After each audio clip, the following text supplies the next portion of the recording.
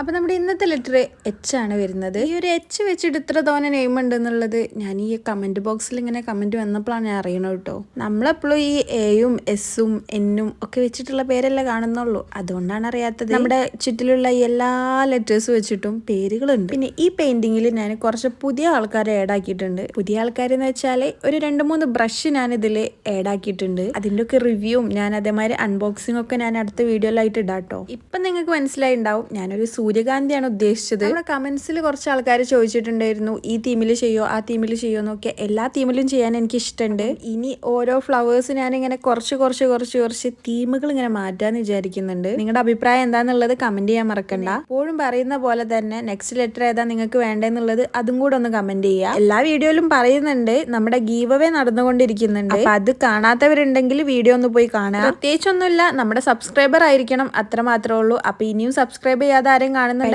പെട്ടെന്ന് തന്നെ സബ്സ്ക്രൈബ് ചെയ്തോളൂ. കൂടെ ലൈക്ക് ചെയ്യാനും മറക്കണ്ട.